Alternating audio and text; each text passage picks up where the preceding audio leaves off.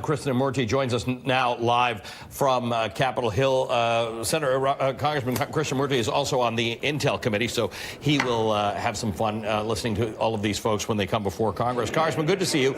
I want to get your reaction, which is different from Stephanie's reaction, which involves the horn. About Congressman, I don't have a horn today. Thank you. About Senators Grassley and Blumenthal just introducing legislation to require the special counsel to give Congress a report with all the underlying evidence. What's your thought on this? I think that's absolutely essential. I think the other day we heard Mr. Barr testify before the Senate that he may not actually turn over the report that Mueller produces. So this would be absolutely unacceptable because we need full transparency on the report. How confident are you that you're actually going to see this bill come to fruition? We know in the past we've seen bipartisan support to protect the special investigation, yet Mitch McConnell was never willing to bring it to the floor. Yeah, I don't see it going too far with Mitch McConnell over there, and obviously a bill has to be signed into law by the president. So I don't see that actually happening, and that's why I think that the House Intel Committee has to continue with its investigation of the Russia probe and ultimately produce a report of its own.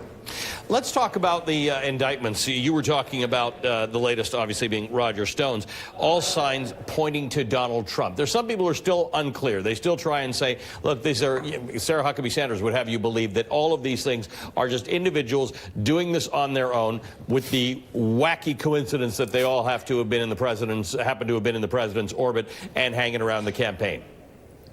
Yeah, that sounds a little far-fetched to me. I think that with the amount of lying that's going around here, I mean, it's obviously a full employment bill for criminal defense attorneys at this point. But beyond that, you know, clearly there are a lot of people lying, and there's a reason. I think Mr. Mueller is not going to leave any stone unturned at this point, as you can tell, so to speak. And he is going to proceed methodically up and down the food chain. Okay, I want to get your reaction to President Trump lifting sanctions on Russian companies linked to Oleg Deripaska, longtime associate of Paul Manafort, a guy that Manafort was in debt to the tune of, I want to say, $19 million when Manafort joined the campaign. This is totally unacceptable. And actually, this is an instance where a huge bipartisan majority of the House just recently voted to disapprove of the lifting of these sanctions. I find it really hard to believe that Mr. Deripaska has somehow turned over a new leaf. He's a bad guy, and we should not be lifting sanctions on any of his entities. Talk to me about the GOP not naming members to the House Intel Committee. This seems to be a stalling tactic in some fashion. There's some work you can't do on that committee until all the names of the members of the committees have been established. What's going on there?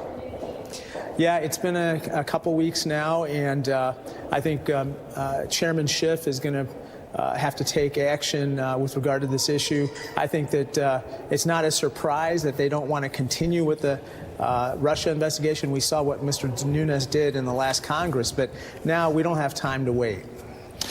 All right, let's talk about the shutdown. Yep. We know that the partial government shutdown is temporarily over.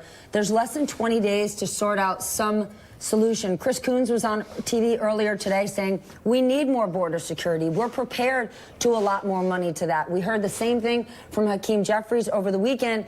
What we don't hear Democrats, I'm not even sure I've heard Republicans over the weekend saying they'll put any money towards President Trump's physical wall. Do you have confidence this can come to some sort of compromise or negotiation at the end of this period and bring it to the president?